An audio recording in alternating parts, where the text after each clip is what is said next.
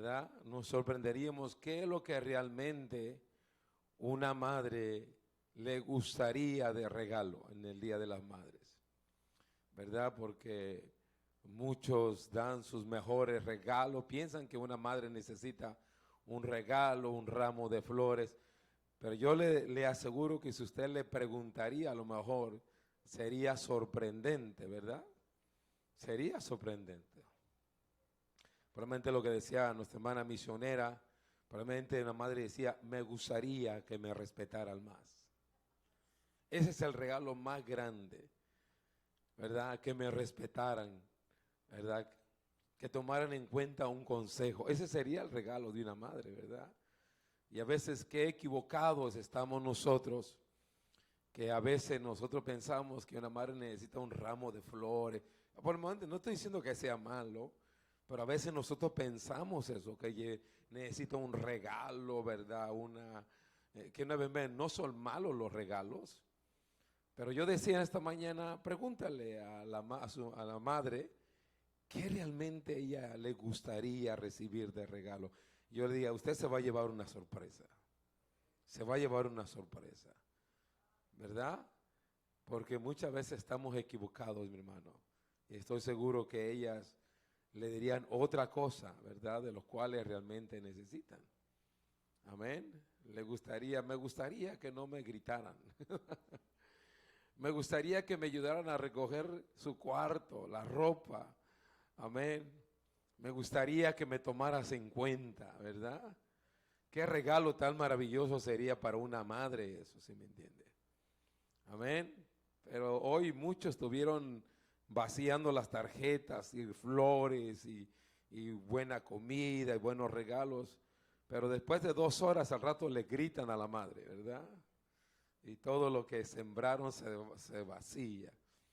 Pero qué bonito cuando, ¿verdad?, que una madre merece, dice, me gustaría que me demostraras que me amas, ¿verdad?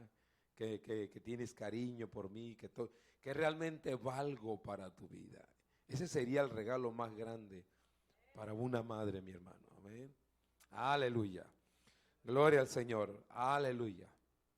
Segunda carta de Timoteo, capítulo 1. ¿Lo tenemos, mi hermano?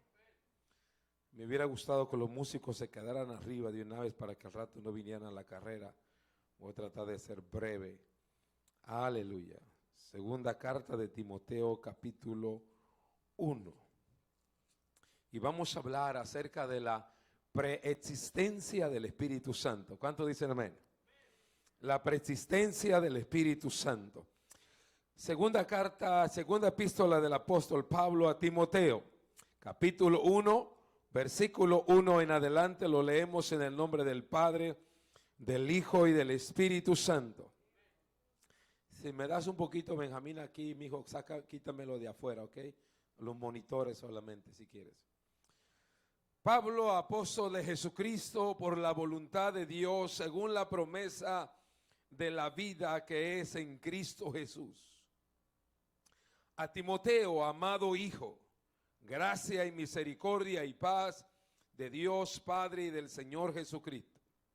Doy gracias a Dios, al cual sirvo desde mis mayores con limpia conciencia, de que sin cesar me acuerdo de ti en mis oraciones noche y día, deseando verte al acordarme de tus lágrimas para llenarme de gozo, trayendo a la memoria la fe no fingida que hay en ti. Ahí le va. La cual habitó primeramente ¿en quién? En Loida, en tu abuela Loida y en tu madre Eunice, y estoy seguro que en ti también. Por lo cual te aconsejo que avives el fuego del don de Dios que está en ti por la imposición de mis manos. Porque no nos ha dado Dios espíritu de cobardía, sino de poder, de amor y de dominio propio. Por tanto, no te avergüences de dar testimonio de nuestro Señor Jesucristo, ni de mí, preso suyo, sino participa de las aflicciones por el evangelio según el poder de Dios, quien nos salvó y llamó con llamamiento santo, no conforme a nuestras obras, si según el propósito suyo y la gracia que nos fue dada en Cristo Jesús de los tiempos de los siglos, pero que ahora ha sido manifestada por la aparición de nuestro Señor Jesucristo, el cual quitó la muerte y sacó a la luz la vida y la inmortalidad por el evangelio. Señor, te damos gracias. Gracias, Señor, en el nombre de Jesús, Señor. Gracias por darnos el privilegio de estar aquí presentes delante de tú. Pedimos, Señor, a tu Santo Espíritu, Señor, que nos ayude, Padre, que nos hable, que nos dé sabiduría y entendimiento, Señor. Limpia, Señor, los cielos, limpia el ambiente, toda opresión diabólica, satánica, ahora huya en el nombre de Cristo Jesús, Señor. Y haya libertad para oír tu palabra, Señor. Haya libertad para glorificar tu nombre, Señor. Haya libertad, Dios mío, para oír este santo evangelio, Señor. Padre, que mientras yo predique tu palabra, tu espíritu se manifieste poderosamente, Dios mío. Prometo darte toda la gloria, toda la honra, Señor. Muéstrate, oh Dios, para que conozca este pueblo, Señor, que tú eres el único Dios verdadero. Y a Jesucristo a quien enviaste para salvar nuestras almas, Señor, en el nombre de Cristo Jesús, Señor. Devuélvenos a ti, Señor amado, que nos volvamos a apasionar por ti, Dios, en el nombre de Jesús, Señor. No solo háblanos a nosotros, sino también habla a todos los que los van a escuchar, Señor, en el nombre de Cristo Jesús, Señor, a quien damos gloria y honra, Señor, en el nombre de Jesús. Amén, amén. ¿Cuánto le dan aplausos al Padre, al Hijo y al Espíritu Santo? Gloria al Señor, amén. Siéntese, mi hermano. Es sorprendente, mi hermano, usted y yo tenemos el privilegio, escuche bien, usted y yo tenemos el privilegio de ver lo glorioso que es Dios, mi hermano. Usted y yo no nos imaginamos, yo se lo voy a decir y no me da miedo decírselo, mi hermano.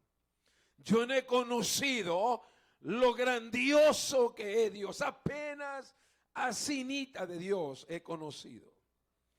Pero usted no se imagina la grandiosidad de lo que es Dios, mi hermano. Los hombres en la historia que han conocido a Dios, amén, ellos, algunos lo han testificado, escúcheme bien.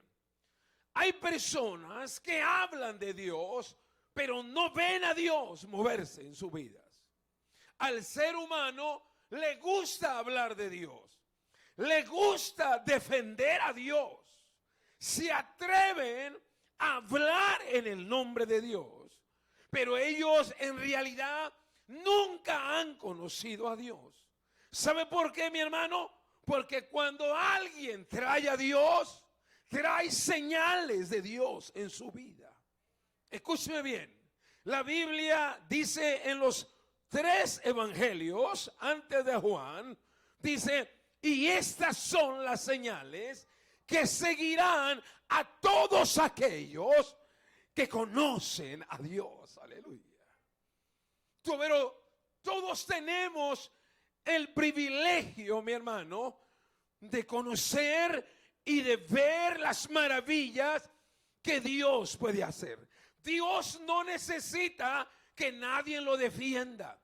Dios no necesita, escúcheme bien, que alguien quiera favorecer a Dios. Dios no necesita eso. Dios lo que necesita son personas disponibles donde Él quiera darse a conocer. Escúcheme bien. Usted y yo no le hacemos ningún bien cuando queramos defender a Dios. Usted y yo no le hacemos ningún favor a Dios el querer decir si algo está bien o algo está mal. Escúcheme bien. Cuando las señales de Dios están en su vida, la gente cree en lo que usted trae. Escúcheme bien. Trae.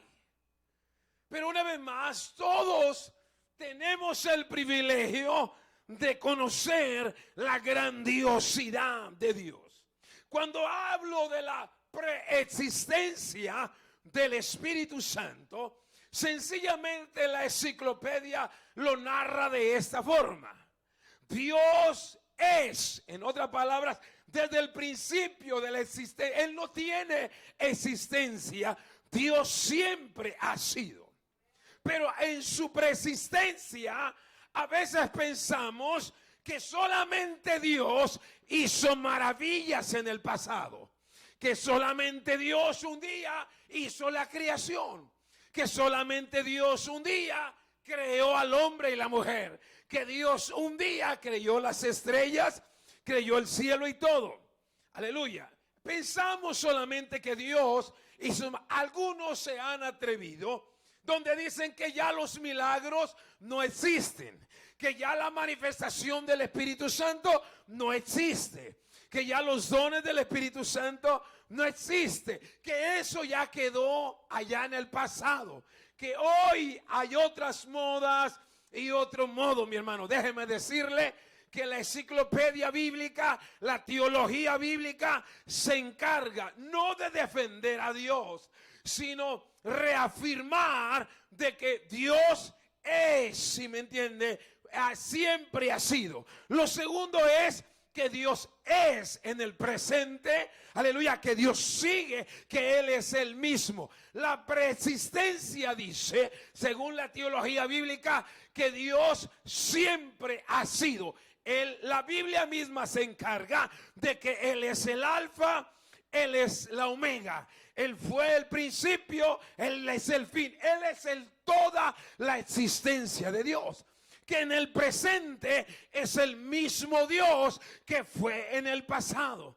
Hay algunos que dicen, bueno, es que ya no es lo mismo, los tiempos han cambiado. Amén, las costumbres han cambiado. Mire, hermano, los tiempos pueden cambiar, las culturas pueden cambiar. Amén, la sociedad puede cambiar. Sí, es cierto, puede cambiar la tecnología, pueden cambiar los gobiernos, pueden cambiar cualquier cosa, pero Dios nunca va a cambiar. Él siempre ha sido, Él siempre es y Él siempre será. Eso es lo que nos dice la Biblia y la teología bíblica, hablando de la preexistencia. Entonces, si en el pasado Dios hizo milagros extraordinarios, como doblegar a una nación bajo el dominio de su poder, Dios lo puede seguir haciendo. Aleluya. Dios lo puede seguir haciendo. Si un día Dios creó con el poder de la palabra, creó todas las cosas, Dios sigue creando todas muchas cosas. Escúcheme bien. Si Dios abrió un mar, Él sigue abriendo los mares. Aleluya. Amén. Si Dios, aleluya, levantaba naciones, doblegaba imperios, Él lo sigue haciendo, mi hermano. Si no, pregúntele a la India cómo está doblegada. Hoy los cristianos en la India están buscando a Dios. Ellos dicen, en la pandemia, la mortandad, los brujos, las otras religiones falsas están llorando, pero los evangélicos en la India dice, hoy vamos a ver a Dios poderosamente levantando una iglesia en la India en medio de una tempestad. La preexistencia de Dios. Dios siempre ha sido lo que Él es. Él no ha cambiado. El salmista se atreve a decir que no es hombre. ¿Por qué hombre, mi hermano? Porque usted y yo sí cambiamos. Usted y yo va a ser testigo conmigo Yo he conocido creyentes que un día hablaban de Dios poderosamente, pero en ocasiones se me esconden. Tal parece, como le dijo la esposa a Martín Lutero, después de pasar unas depresiones, y llegó el tiempo en que Martín Lutero lo agarró la depresión más grande y no quería salir de su cuarto, Martín Lutero. Y la mujer le llevaba la comida así y se la dejaba en la mesa, y veía a Martín Lutero, el gran reformador del evangelio que usted y yo tenemos. Por causa de él, usted y yo tenemos un evangelio. De ese hombre le estoy hablando, escúcheme bien. Martín Lutero, aleluya, no podía salir de una depresión.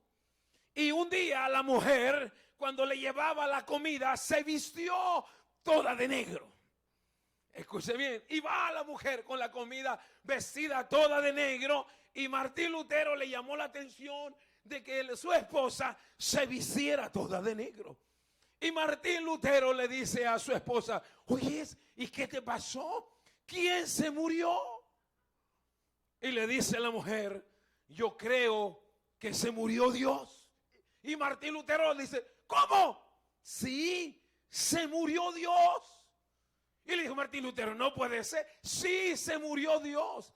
Y Martín Lutero le dijo: ¿quién te dijo? ¿Por qué? Dice: es que la condición en la que tú estás me está demostrando que al Dios que tú le sirves, Él se ha muerto.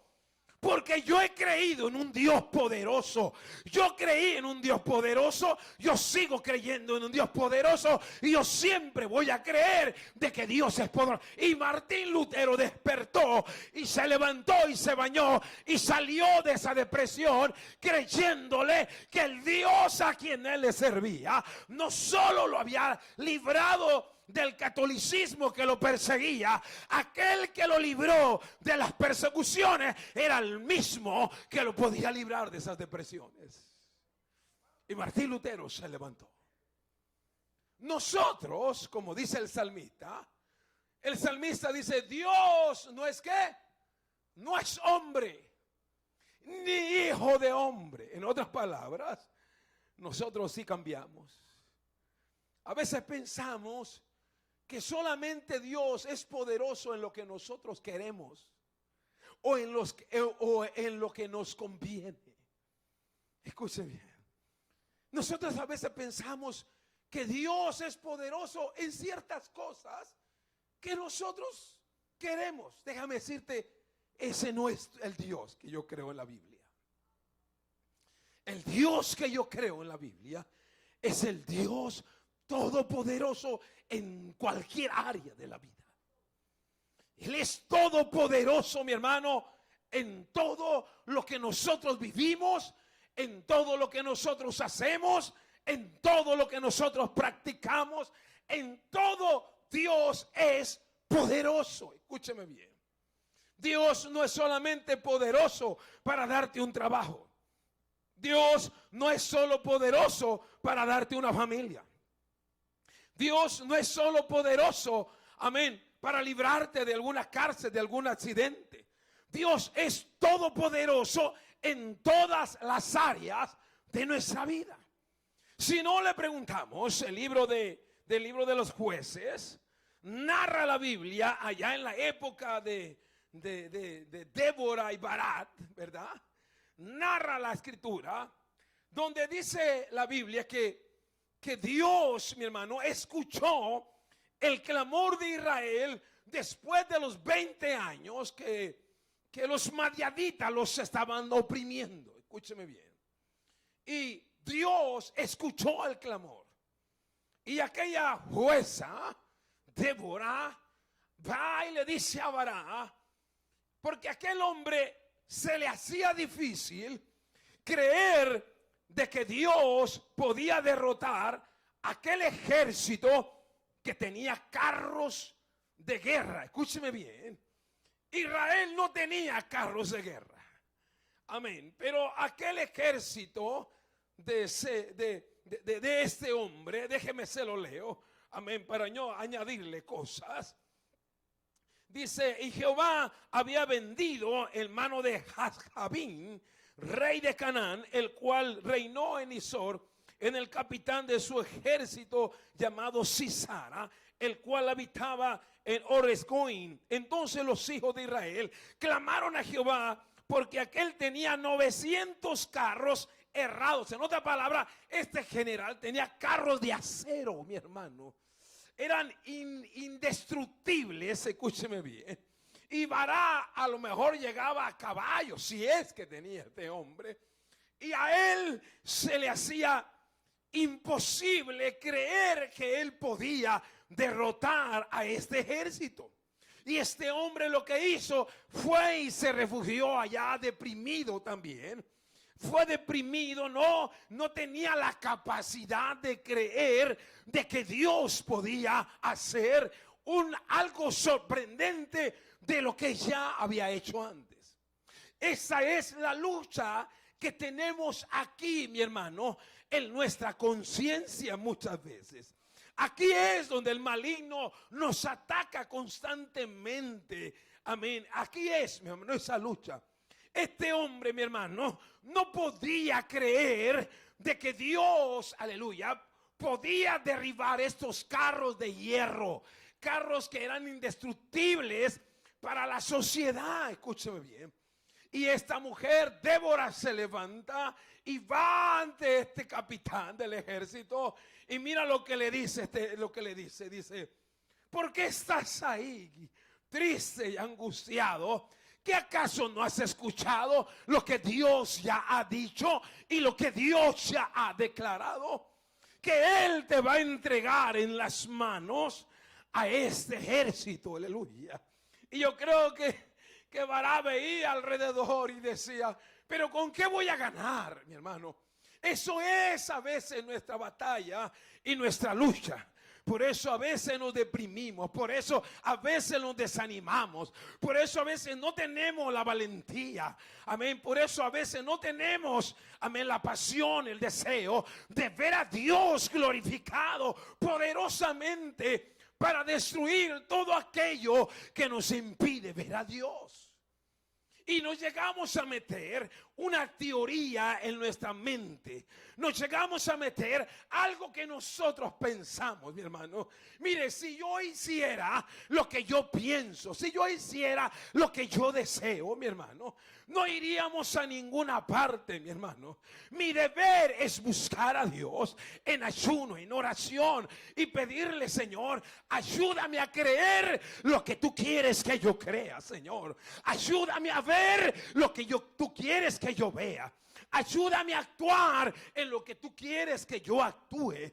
No me dejes actuar en mis emociones, en mis sentimientos, en lo que yo pienso, en lo que yo creo.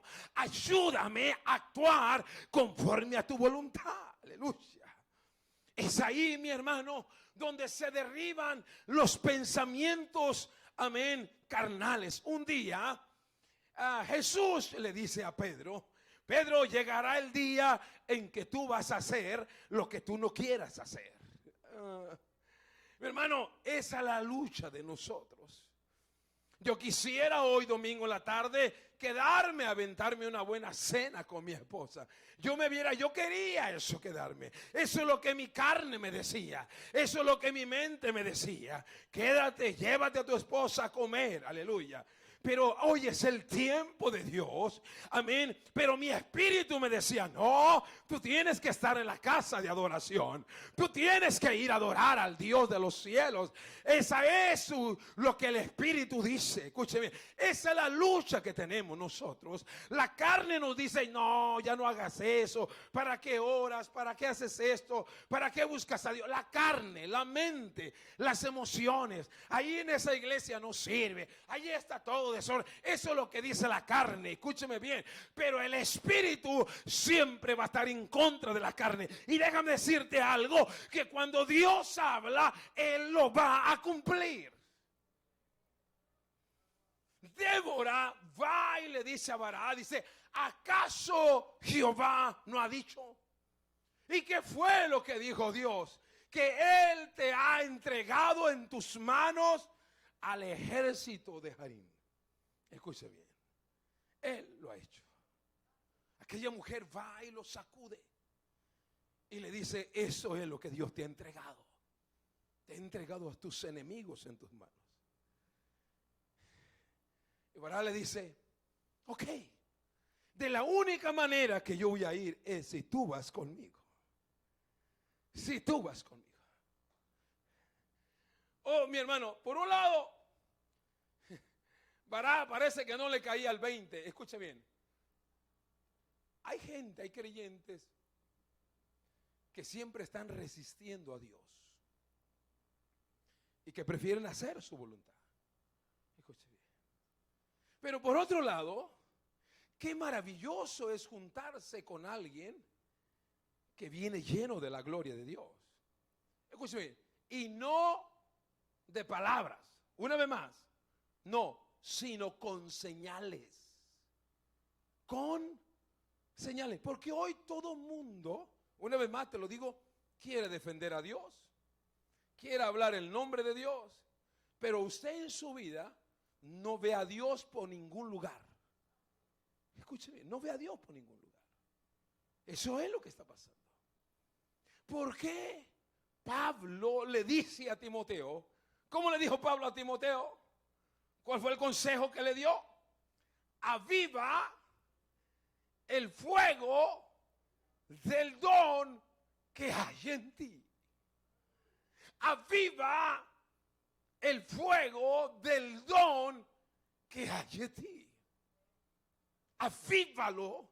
En otras palabras, la historia, la geografía bíblica, Timoteo, aquel joven lleno de Dios un día, ahora muchos de la iglesia donde estaban, muchos de ellos se estaban alejando.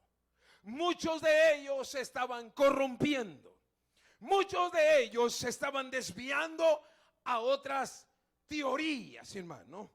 Y Timoteo estaba en peligro. Algunos historiadores también se atreven a decir que Timoteo estaba demasiado desanimado. Demasiado desanimado. Había caído a lo mejor en alguna teoría. Pero su padre espiritual, Pablo, no le dice, mira simplemente lo que le dice. Pablo no le dice, yo quiero que estés de acuerdo, yo quiero que hagas esto.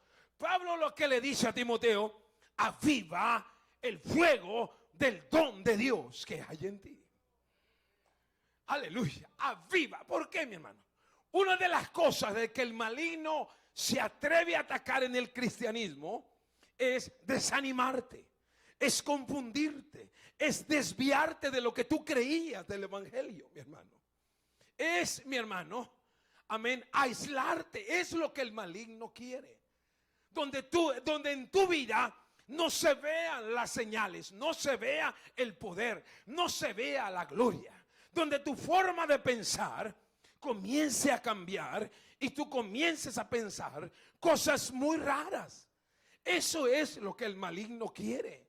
No te estoy diciendo que tú estés endemoniado ni nada de eso, no. Él sabe cómo bregar. Escúcheme bien con nosotros. Donde tú ya no tengas deseos de orar, de venir a adorar a Dios, de serle fiel a Dios. Amén. Eso es lo que en eso el maligno se encarga de trabajar. Pero Pablo le dice a Timoteo, aviva. En otras palabras, Timoteo, el gran Timoteo, mi hermano, también era un ser humano con emociones. Timoteo también se desanimaba. Timoteo también a veces caía en esa guerra de pensamientos. Si Pablo le dijo que avivara, es porque algo estaba sucediendo en Timoteo, mi hermano. Por eso la Biblia se encarga en ciertas ocasiones de la manifestación, del derramamiento y de la manifestación de la gloria del Señor. Ahora, hay algo, deja regreso que no se me vaya a olvidar. Y ahorita regreso a otra cosa importante. ¿Cuál te diré de las dos? No, ya estaba acá donde Pablo le decía a Timoteo que vivara. Te voy a decir lo que yo decía en esta mañana en mi devocional. Cuando yo tenía algunos de 7 a 13 años, mi papá sembraba mucho maíz, ajonjolín, sandía. Mi papá era un tremendo cultivador de agricultura. Y a veces mi papá no nos llevábamos ni comida cuando ya estaban los elotes. ¿Sí me entiende? Los elotes grandes. Y mi papá lo que comíamos todo el día era elotes. Y a mí me mandaba a juntar la leña para hacer el fogón, la llamarada, y echarle los elotes arriba. Y yo decía en esta mañana algo que se me vino a la memoria cuando yo estaba mencionando ese versículo bíblico. Mi padre me decía eso: Andy, si tú quieres comer los elotes más rápido, tienes que ¿qué? Tienes que ¿qué? Avivar, atizar. La enciclopedia usa el verbo atizar. Cuando yo escuché eso, rápidamente en mi mente se conectó lo que mi padre me decía. Hace muchos años que yo, ¿se me entiende? Mi padre me decía: Andy, si tú quieres comer elotes de aquí a 3 horas, bueno, deja que el fuego se apague. Pero si tú quieres comer los elotes más rápido, atízale al fuego. Andy, ponle leña, junta la leña suficiente y sóplale, Andy, para que los elotes estén rápidos. Eso es lo que Pablo le estaba diciendo, mi hermano, y eso es lo que yo te repito. Cuanto más hay creyentes, mi hermano, decía hoy en esta mañana en la escuela dominical, mi hermano, a veces queremos que Dios responda a nuestras peticiones, queremos que Dios responda a nuestras necesidades, pero nosotros no estamos avivados en la presencia de Dios. Cuanto más tú le buscas de Dios, déjame decirte, cuanto más tú le buscas, cuanto más tú te entregas, es cuanto más Dios va a confiar en ti, es cuanto más vas a ver la respuesta de Dios a tu favor. Una vez más, hay creyentes, mi hermano, que no reciben la promesa de Dios porque no buscan, no ejercitan la oración, no ejercitan la fe, no ejercitan el conocimiento. Aleluya. Decía un gran historiador, aleluya. No, decía mi amigo Andrés el jueves que fuimos al día nacional de la oración en los Estados Unidos. No sé cuántos saben, Estados Unidos es la única nación que tiene el Día Nacional de Oración. Y me dio tristeza, mi hermano, porque no había pastores. Cada día la gente no le gusta orar. Y me decía el pastor Andrés Mieldi, él dice, mi mamá, una pionera del evangelio, dice, mi mamá, una pionera del evangelio, una mujer que tenía callos, una mujer que el diablo temblaba cuando ella oraba. Ella decía, Andrés, le decía, Andrés, hijo mío, poca oración, poco poder de Dios. Andrés, hijo mío, mucha oración, mucho poder de Dios. Dice, no se me olvida ese consejo, mi hermano. Poca oración, poco poder de Dios. Mucha oración, mucho poder de Dios, mi hermano, y eso es probado por la Biblia. Usted sabe por qué la iglesia de los Hechos veían los prodigios, las señales del poder de Dios. ¿Sabe por qué? Porque la misma Biblia habla de ellos. Sencillamente la Biblia dice esto: y ellos perseveraban. Mire cómo dice la Biblia: ellos perseveraban todos los días en la oración. Todos los días en la oración, mi hermano. Diga conmigo: mucha oración, mucho poder. Poca oración, muy poco poder. Escúcheme bien, hermano. Si hay mucha oración, usted menos habla y hay más manifestación de Dios. Donde no hay oración, usted habla hasta por los codos y no hay poder. Mire. Por eso mi padre me decía, Andy, si no le atizas si no le pones leña al fuego, nos vamos a comer elotes. Así que yo confío en ti. Hermano, cuanto más le metamos usted y yo al fuego, más señales vamos a ver aquí en la iglesia. Escuche bien. Yo creo en la evangelización. Yo creo en que hay que ayudar al pobre. Yo creo en todo eso. Pero yo creo más en las señales del poder de Dios que haya en un creyente. Escúcheme bien. En las señales que haya en la vida de un creyente. Fíjate lo que le dijo Jehová a Débora, y Débora le dice a Barak que los llevara, dice Dios, te los voy a entregar. Mira cómo es Dios. Te los voy a entregar en el monte Tabor. Estúdielo cuando usted tenga tiempo. Dios le dice a Débora: llévalo, dile a Débora.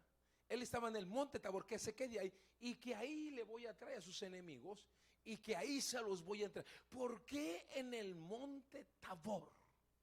Escuche bien. El monte Tabor quiere decir el monte de las alturas. Quiere decir, el monte Tabor en el griego quiere decir el monte donde Dios es glorificado. Ese monte Tabor que Dios le dijo a Débora que le iba a entregar a sus enemigos, es el mismo monte donde el Señor Jesús llevó a sus discípulos, que se le llama en el Nuevo Testamento el monte de la transfiguración. Usted sabe lo que pasó en el monte de la transfiguración cuando Cristo llevó a los 3 discípulos. Esa fue, ellos no, mire hermano, los discípulos no se sorprendían por los milagros que había. Escúcheme bien. La Biblia no narra que los discípulos se sorprendían por los milagros que Jesús hacía. Los discípulos nunca se sorprendieron por la forma en que Jesús como enseñaba. No, usted no encuentra en la Biblia que a ellos les sorprendía eso.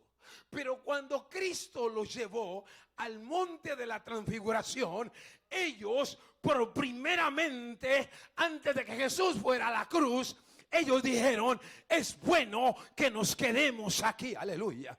Es bueno que hagamos una casa para Elías, una casa para Moisés y una casa para ti, Señor. Aunque nosotros no tengamos casa, aunque nosotros no tengamos dinero, aunque no haya material para nosotros, pero en ese monte, mi hermano, su fe fue transformada. En ese monte su corazón fue transformado. En ese monte su vida fue convencida, mi hermano. Necesitamos, ¿cuál es ese monte? Ese es el monte que escribió el salmista David en el Salmo 16. ¿Quién subirá, Señor, al monte de tu santidad? El limpio de manos, el puro de corazón. Eso es, mi hermano, ese es el mismo monte, aleluya, donde el Señor hablaba. La iglesia necesita subir al monte. Por eso dice la escritura en Hechos capítulo 1, en Hechos capítulo 2, que Jesús le dijo antes de llegar al libro de los Hechos: vayan y quédense en Jerusalén, arriba en el monte donde Dios va a ser glorificado, aleluya, amén. Ahí es donde Dios nos lleva, mi hermano, para convencernos. Escúcheme bien, para convencernos, aleluya. Hay algo maravilloso, tal parece, escúcheme, cuando usted comienza a leer la historia, como Pablo le está hablando a Timoteo para convencernos. Escúcheme bien, algo le estaba pasando a Timoteo, así también a muchos creyentes. Algo les está pasando, que ya no hay el mismo deseo, ya no hay la misma santidad, ya no hay la misma pasión, algo. Por eso Pablo se encarga de decirle a Timoteo: aviva el don de Dios que hay en ti. Escúcheme bien. Número dos, Pablo le recuerda acerca de la fe persistente, amén, que había en sus antepasados. Comenzando con ¿quién? Con su abuela, ¿quién? Con su abuela Loida. Escúcheme bien, su abuela Loida. Aquí le va. ¿Por qué? ¿Por qué el cristiano se apaga? ¿Por qué en una mujer no hay pasión? ¿Por qué en una mujer deja de luchar? ¿Por qué en un hombre deja de pelear? ¿Por qué un hombre deja de adorar a Dios? Escúcheme bien. Y solamente pensamos en nosotros. El monte de la transfiguración, cuando Cristo llevó a sus discípulos, lo que les pasó a Jesús, escuche bien, lo que le pasó a los discípulos es lo que tiene que pasarnos a nosotros. Sus deseos carnales, cuando ellos dijeron: hagamos una casa para Elías, una casa para Moisés, una casa para ti. Nosotros, aunque no tengamos casa, hermano, ellos estaban muriendo a sus deseos carnales. personales, a sus pasiones personales. Es lo que la iglesia y este mundo, mi hermano, es lo que esta iglesia de este siglo, a veces nos dejamos llevar por las pasiones de esta tierra, las pasiones de este mundo. Lo que estamos enseñando hoy en la escuela dominical, que la iglesia parece que está corriendo en las corrientes del desorden de esta sociedad. La iglesia necesita morir a sus deseos personales. La iglesia necesita volver a lo que era la pasión por el Señor. Te voy a decir por qué. ¿Por qué Pablo le recuerda a Timoteo la fe de quién? Número uno, de su abuela, ¿quién? Loida. Cuando usted lo busca en el griego, loida significa agradable delante de Dios. Aquella que es agradable delante de Dios. Déjame decirte algo, mi hermano. No se trata de ser simplemente una iglesia. No se trata simplemente de predicar. No se trata simplemente de traer una Biblia. No se trata simplemente de cantar. No se trata simplemente de querer defender a Dios. Se trata de que realmente usted y yo seamos agradables delante de la presencia de Dios. Si no hay presencia, si no hay señales de la gloria y el poder de Dios, es que algo está pasando mal. Algo estamos haciendo mal, o algo hemos dejado de hacer. Escuche bien, Dios no va a manifestar su presencia al menos que no haya olor grato. Cuando usted lee Apocalipsis capítulo 4, capítulo 5, cuando dice que subía un olor fragante hacia la presencia de Dios, dice ahí, bien claro, dice Apocalipsis, y estas son las oraciones de los justos de la tierra, aleluya, de los justos, perdón, que habían muerto en la tribulación y decían, ¿hasta cuándo, Señor? ¿Hasta cuándo? Y Dios les contesta, cuando se cumpla el número de los escogidos. Número uno, mi hermano, no solo somos parte de la iglesia, sino que somos parte del cuerpo de los que agradamos a Dios. Loida significa aquella que agrada a Dios. Mi hermano, no se preocupe en que la gente esté de acuerdo con usted. No se preocupe en que la gente lo acepte. Preocúpese en que el Dios de los cielos lo esté aceptando, aleluya. Porque cuando el Dios de los cielos lo acepte y cuando el Dios de los cielos esté de acuerdo con usted, Él se va a encargar de doblegar los corazones para que crean quién es usted. Número uno, Pablo le dice a Timoteo, yo creo que a lo mejor Timoteo le daban ganas de seguir otras corrientes, porque en los tiempos de Timoteo estaban surgiendo varias corrientes de otras creencias. Escuche bien. Y Pablo le dice a Timoteo, tú tienes que ser agradable delante de Dios, número uno. Número dos, su madre, ¿cómo se llamaba su mamá? Eunice.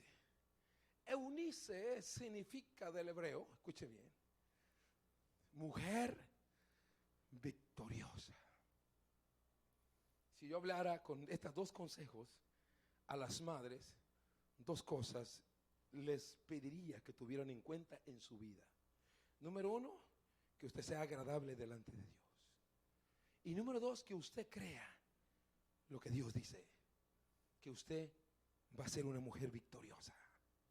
No importa lo que el diablo se levante contra sus hijos, contra su matrimonio, contra usted. Recuerde que el Señor le va a dar la victoria si usted permanece agradable delante de Dios. Escúcheme bien, escúcheme bien.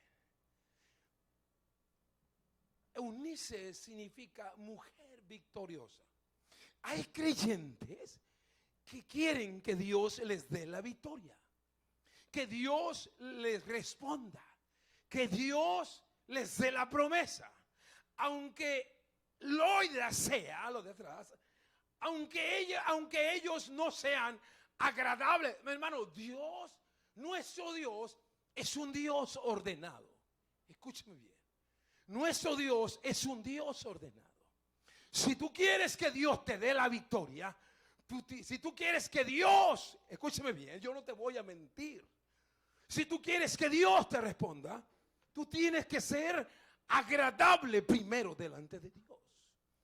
Procura, esfuérzate en ser agradable delante de Dios.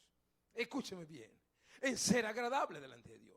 Loida, aquella que es agradable delante de Dios. Eunice, aquella, escúcheme, déjate lo digo bien. Eunice del griego eunic, que significa buena victoria. ¿Cuántos quieren buenas victorias, mi hermano?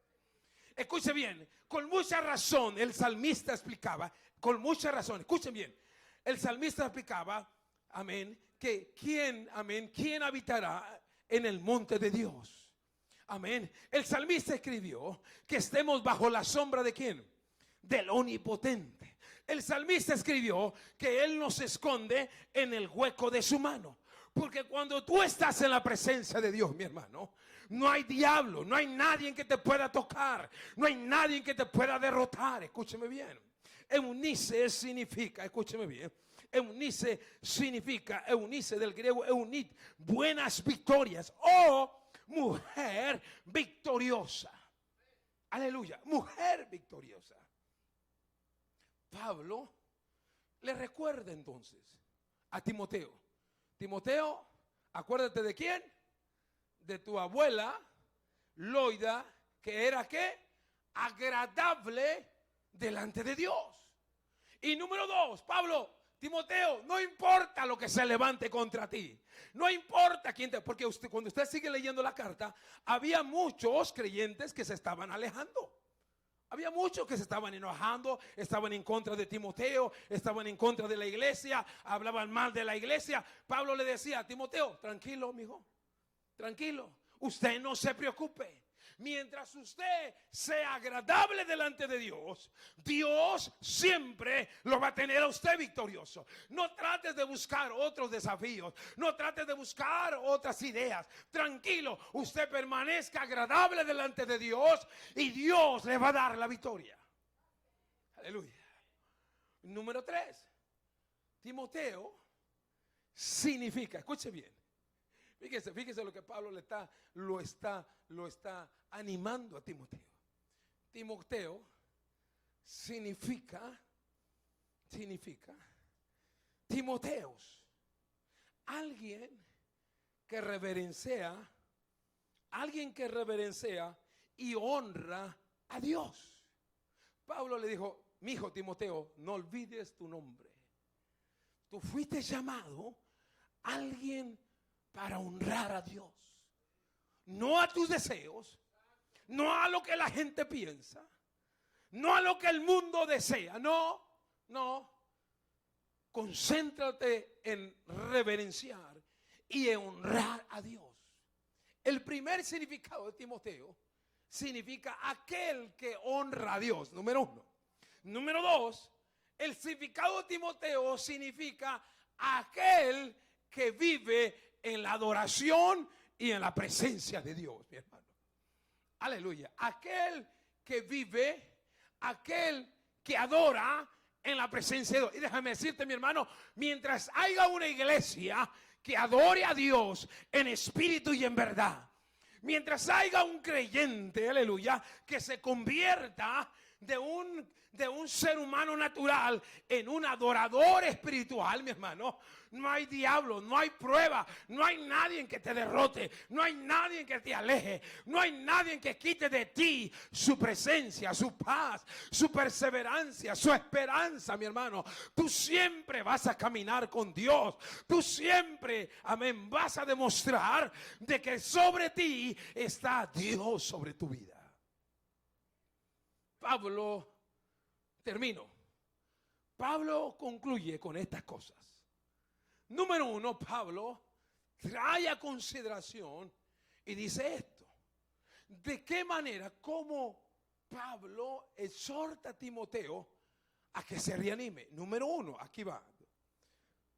Pablo le dice a Timoteo, tú sabes que yo le sirvo a Dios. Lea la Biblia. Le sirvo a Dios. ¿Con qué? ¿Con qué? ¿Qué decía cuando estamos leyendo? No se lo olvide. Le sirvo a Dios. ¿Con qué? Con limpia, ¿qué? Con limpia conciencia. Número uno, le servía a Dios ¿con qué?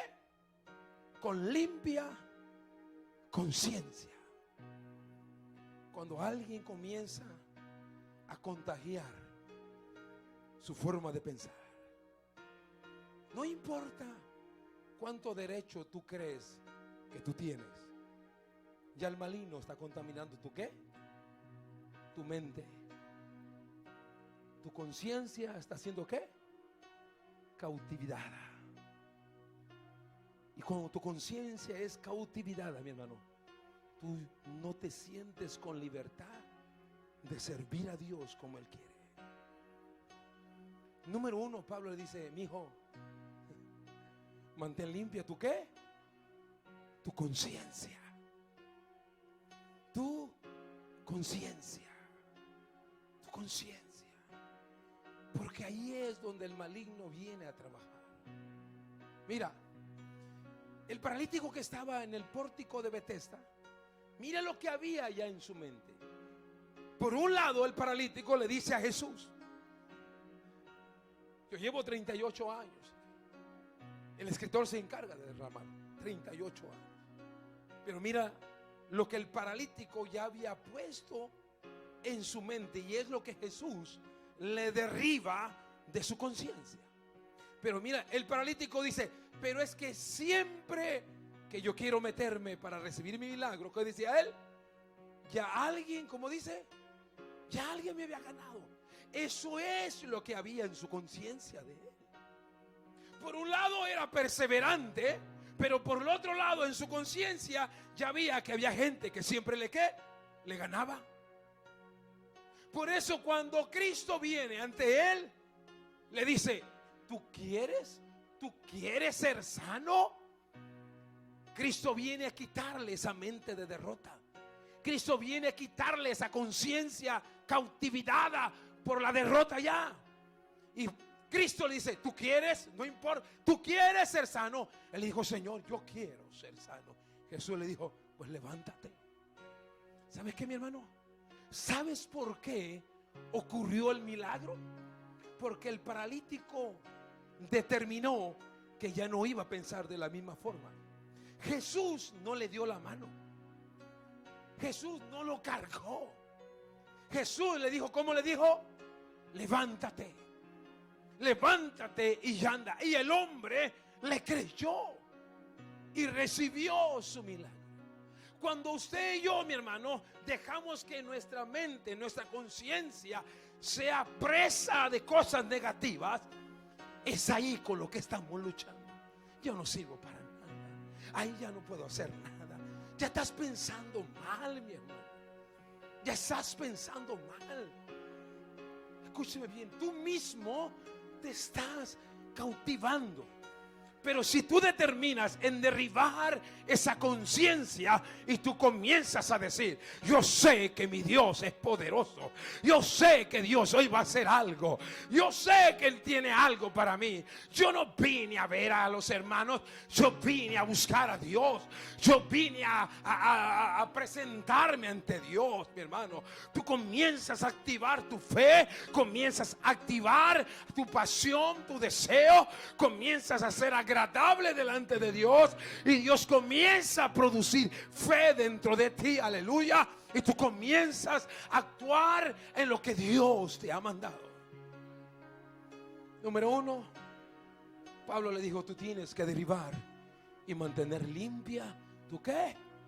Tu conciencia. Escúcheme. Número dos, Pablo le dice a Timoteo, no dejes de dar ¿qué? No dejes de dar ¿qué? Testimonio. Testimonio de nuestro Señor Jesucristo. Si usted mantiene su conciencia limpia, el Espíritu Santo va a estar ardiendo en usted. El Espíritu Santo va a estar constantemente descendiendo con usted. Número 2, Pablo le dice a Timoteo: da testimonio. Testimonio, la enciclopedia habla, testimonio es una evidencia, es una experiencia que usted ha vivido de lo que es el poder de Dios. Testimonio es un hecho verídico de que sucedió algo. Muchos de nosotros hemos dejado de dar testimonio. ¿Cuándo fue la última vez que Dios hizo un milagro en su vida, mi hermano? Usted me dice: pastor, es que usted no sabe lo que yo estoy pasando. Pastor, es que usted no sabe la prueba que yo estoy viviendo. Si tú estás pasando una prueba y tienes un problema realmente serio, mi hermano, te voy a decir algo: tú eres el indicado para que Dios muestre su poder si tú le clamas. Tú eres el indicado para que Dios levante un testimonio poderoso, aleluya, de que Dios haga un milagro de sanidad, de que Dios haga un milagro en tu familia, de que Dios haga un milagro de que te levante, de que Dios haga un milagro de provisión, de que Dios haga un milagro, amén, en lo que tú necesites, si tú le buscas de todo corazón. La Biblia se rectifica de milagros. Yo me acuerdo cuando comenzábamos a trabajar junto con Mauricio. Mauricio, perdona que te diga. Y me acuerdo cuando comenzábamos a ir con Mauricio, nos juntábamos. Me acuerdo cuando nos fuimos con el hermano Robles, ¿te acuerdas? La primera casa que comenzamos. Y yo le dije a Mauricio: Mauricio, procura aprender más cosas de lo del piso de madera. Cuantas cosas más aprendas, más oportunidades vas a tener de trabajo. Y hoy me da mucho gusto lo que Mauricio hoy sabe hacer baños, hoy tumba casas. Con Mauricio ya. Amén. Y es una bendición. Escúchame. Y ahora nada más lo oigo y me veo. Amén. Ya hace baños, hace todo, tumba casas y lo que sea. Amén. Mi hermano Guadalupe ahora ya me salió que anda poniendo electricidad allá. Esos son testimonios, son evidencias de que Dios está haciendo cosas nuevas en tu vida. Y todas estas cosas son testimonios del poder de Dios. Ya hasta profetizamos el nombre del restaurante del hermano Efanuel. Se va a llamar El Machín. Escuchen bien. Y El Machín no por un nombre vulgar, sino porque los tacos son buenos. Usted quiere comer las mejores gorditas, comuníquese con ellos. Aleluya. Si usted quiere comer las mejores gordas, pregúnteme a mí. Yo le voy a dar buena referencia. Número 2, Pablo le dice a Timoteo: no dejes de ¿qué? De dar testimonio de nuestro Señor Jesucristo. No dejes, no pares los testimonios, las obras, las maravillas de que Dios va a hacer constantemente en tu vida. Oh, aleluya, mi hermano. Y tu boca se va a llenar del poder de Dios. Cuanto más tú hables del poder de Dios, cuanto más tú hables de lo que Dios está haciendo en tu vida, eso se llama testimonio, evidencias del poder de Dios, aleluya, para que otros se convenzan de que Dios es real, de que Dios es real. Termino. Póngase en pie.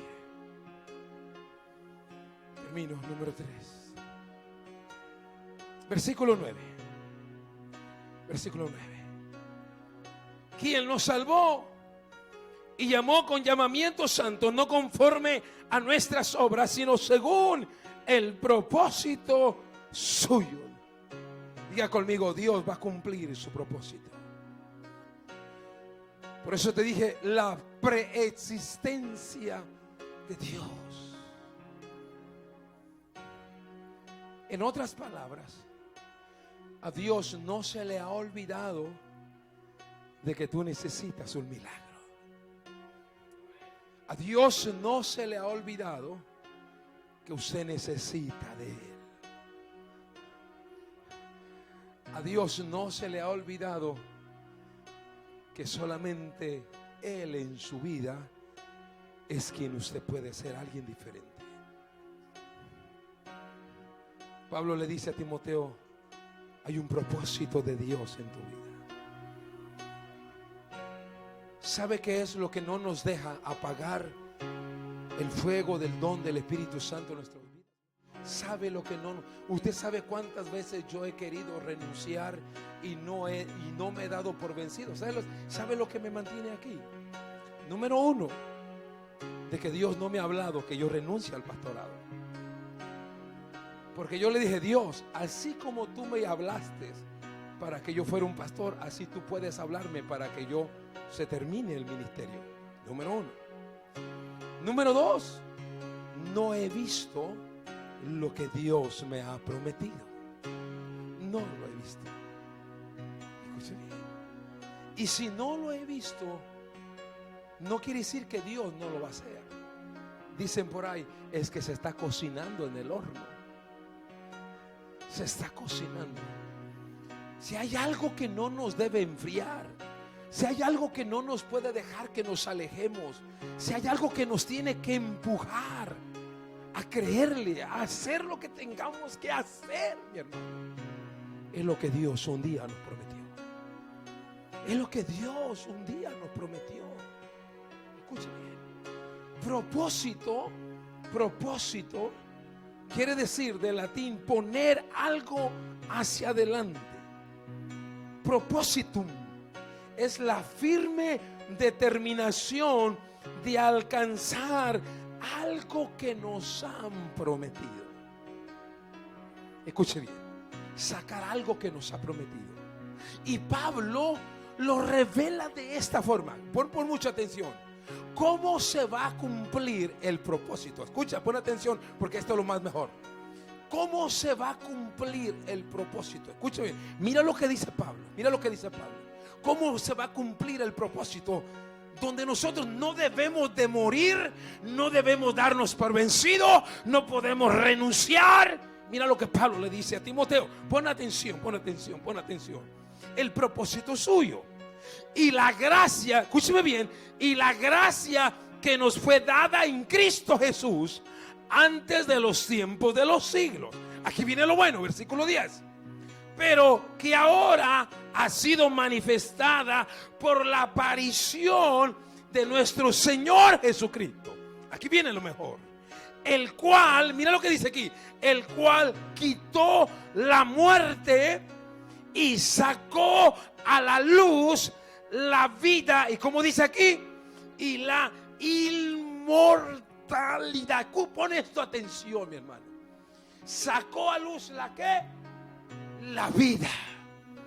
Es que vivir en Cristo, mi hermano, escúchame bien, vivir en el Evangelio, vivir en el reino de Dios, vivir en Cristo Jesús. Nosotros ya no somos del mundo. Nosotros no pensamos como el mundo. Nosotros no somos parte de esta sociedad. No. Nosotros somos sacados de ahí y tenemos que pensar como Dios. Mira, me encanta lo que dice. El cual quitó la muerte, sacó a la luz la vida y la ¿qué? Y la inmortalidad. ¿Por el qué? Por el Evangelio. Último, sacó a luz la ¿qué? La inmortalidad. ¿Quiere que le diga lo que significa la palabra inmortalidad? Escuche bien, quiere decir que siempre va a tener existencia. Inmortalidad quiere decir algo que siempre tiene existencia. En otras palabras, usted y yo no tenemos límites. Cuando estamos en la vida de Cristo, no tenemos límites. Escuche bien. Siempre existimos porque Dios siempre ha existido. Cuando usted y yo logramos implantar esta mentalidad en nuestra mente de que en nosotros está Dios, en nosotros siempre está la existencia del poder, de la gloria, del amor, de la misericordia, de la bondad. Usted sabe por qué Pablo un día dijo: si es cierto, a veces nos caemos, pero nos levantamos.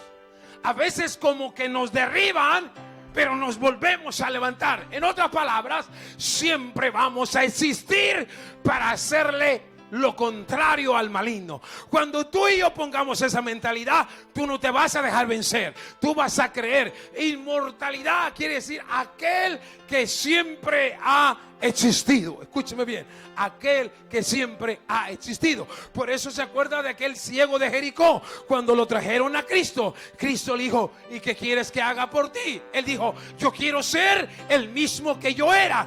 Devuélveme la vista. A la iglesia, mi hermano, siempre que el diablo venga a querernos cegar la visión, cegar el propósito de Dios, cuando vengamos delante de Cristo, el maligno se encarga de ponerte cargas, se encarga de ponerte enfermedad, se encarga de ponerte conflictos en tu familia, conflictos en el matrimonio. Pero tú y yo tenemos la oportunidad de venir delante de Dios, y Dios te va a decir: ¿qué quieres que haga por ti? Tú le tienes que decir: Señor, yo quiero ser el mismo que tú dijiste que yo soy. Yo quiero ser el mismo que está lleno del gozo de la salvación. Yo quiero ser el mismo que está lleno de esperanza. Yo quiero ser el mismo que está lleno de tu poder. Yo quiero ser el mismo que está escrito en el libro de la vida. Yo quiero ser el mismo que soy útil en tus manos. Siempre, siempre tendrás existencia en la presencia de Dios. Eso es inmortalidad.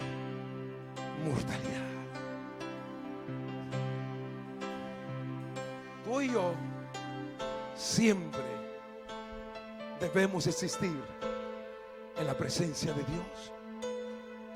Por la presencia de Dios. Por la presencia. Pero dijera Gigi Ávila: a veces nos sentimos muy muertos, muy mal. Pero Dios no te trajo para eso. Dios no te escogió para eso. Si Dios te dijo que Él va a estar contigo, es que Él va a estar contigo. Si Él te dijo que Él te va a sanar, Él te va a sanar. Si Él te dijo que Él te va a libertar, Él te va a libertar. Si Él te dijo que Él te va a ayudar, Él te va a ayudar. Si Él te dijo que Él va a ser fiel contigo, Él va a ser fiel contigo. Tú y yo estamos en la existencia y estaremos en la preexistencia del propósito de Dios. Señor, te damos. Entonces vas a cantar esa poderoso. Levanta tus manos.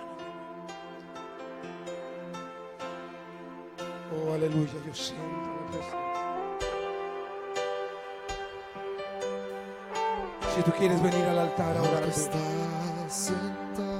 mientras oramos, dice el libro de Hebreos: acercaos, acercaos al trono de la gracia. Acercaos para que encontréis el favor de Dios. Dios siempre te va a decir: acércate a mí. Acércate, no sé cuál es tu condición. Acércate a Él. Oh, y sea la gloria. Levanta tus manos si no quieres pasar. Pero el Señor te dice en esta noche: aviva el fuego del don de Dios en tu vida. En otras palabras, ponle leña para que comas rápido los elotes. Por los siglos de los siglos. Si quieres comer de la bendición de Dios, a ti sale. A ti sale. Poderoso Dios. La presencia de Dios. Poderoso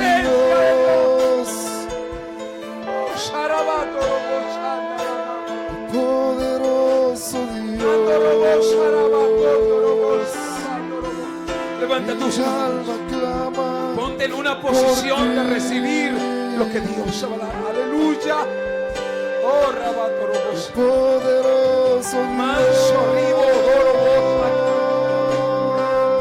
Dios. Poderoso Dios. Deja que Dios saque la inmortalidad Poderoso Dios. de aquello mortal se convierta en Mi inmortal. alma clama. Lo mortal es aquello que no te deja crecer. Lo mortal es aquello que te retiene. Poderoso Pero Pablo le dijo que él Dios. sacó la inmortalidad por el evangelio. Poderoso Dios. Y conoceréis la verdad, y la verdad te hará libre. Poderoso Dios. Mi alma clama por ti. Presencia de Dios. Puedes creerle a Dios por tu milagro en esta noche. Al que está sentado. Puedes creerle a Dios para que te abra puertas. Puedes creerle a Dios para que te haga en nuevo. el trono. Oh, sí, sí. Y al Cordero